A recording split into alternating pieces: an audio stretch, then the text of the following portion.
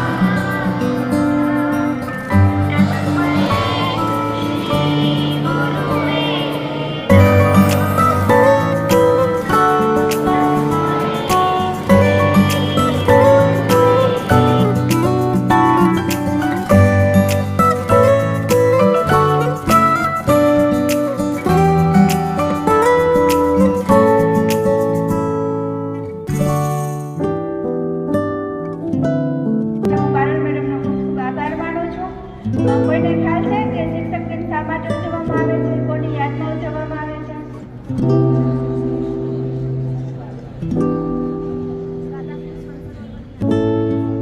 સાચું. પહેલા એમ મને હતું કે ગુરુનું અસ્તિત્વ શું છે. પહેલા જ્યારે કોઈ સ્ટુડન્ટ એટલે કે વિદ્યાર્થી કંઈ ગલતી કરે કે કોઈ તોફાન કરે ને ત્યારે શિક્ષકો તેને છે ને ખૂબ કડક દંડ આપતા હતા. પરંતુ અત્યારના જમાનામાં જો શિક્ષક કાંઈ બોલે છે ને તો એનું આખું કુટુંબ જ અહીંયા સ્કૂલમાં આવે છે કે અમારા પુત્રને અમે કાંઈ નથી કહેતા તો તમે શા માટે કહો છો. એમ કહેવાયું છે કે જ્યારે શિક્ષકે હાથમાંથી દંડ મૂક્યું છે ને ત્યારે જ પોલીસે હાથમાં દંડ લીધું છે. જય માતાજી. આભાર.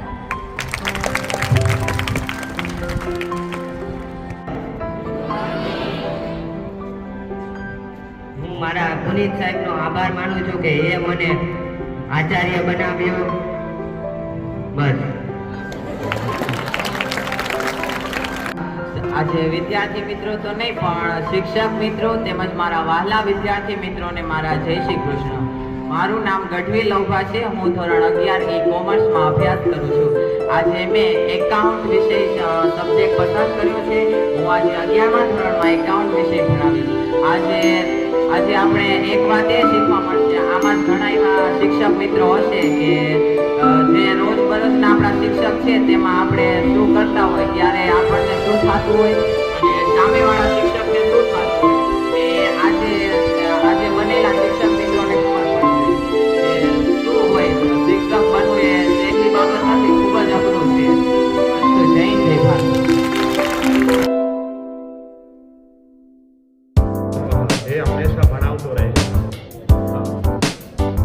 એને અધ્યાપક કહેવામાં આવે છે. ગુરુહુ ઉકારસ્થ અંધકારો હે ઉકારસ્થ તેજ ઉદ્યમે અજ્ઞાન ગ્રાસકમ બ્રહ્મ ગુરુરેવ ન સંશયઃ. ગુરુમાં જે પહેલો શબ્દ છે ગુરુ એ અંધકારનો વાચક છે અને રૂ એ પ્રકાશનો વાચક છે. જે વિદ્યાર્થીને અંધકારથી તમસોમાં જ્યોતિર્ગમય તમસથી પ્રકાશ તરફ લઈ જાય છે, અંધકારથી પ્રકાશ તરફ લઈ જાય છે, એને જ સાચો ગુરુ કહેવાય છે. અને આવા ગુરુ હતા સર્વપલ્લી રાધાકૃષ્ણ. એમના વિશે એકાદ વાત તમારે જાણવા જેવી છે. સર્વપલ્લી જે છે એમની અટક એમના ગામ ઉપરથી આવે છે. ઘણા બધા અટકો જે છે ને એને ગામ ઉપરથી આવે છે બરોબર. તો એ સર્વપલ્લી જે અટક છે એ પણ ના ગામ ઉપરથી આવે છે. સાથે સાથે બીજું આપણે જોવા જઈએ તો એ રાષ્ટ્રપતિ પદ ઉપર પહોંચ્યા બરાબર. ઉપરાષ્ટ્રપતિ અને રાષ્ટ્રપતિ પદ સુધી પહોંચ્યા. ત્યાં સુધી જ્યારે પણ વિદ્યાનું નામ આવતું ત્યારે હંમેશા જો વિદ્યાર્થી અથવા વિદ્યા અથવા વિદ્યાલયનું નામ આવતું તો હંમેશા ઉત્સાહી રહેતા. અને એવું કહેવાય છે કે ઉત્તર જીવન બધા જ્યારે પદોન્નતિ એમને પૂરી થઈ ત્યારે ઉત્તર જીવનમાં પણ એમને હંમેશા ભણાવવાનું ચાલુ રાખ્યું. અને પોતાનો જન્મદિવસ બરાબર એવું કહેવાય છે કે હંમેશા વિદ્યાર્થીઓ સાથે ઉજવતા.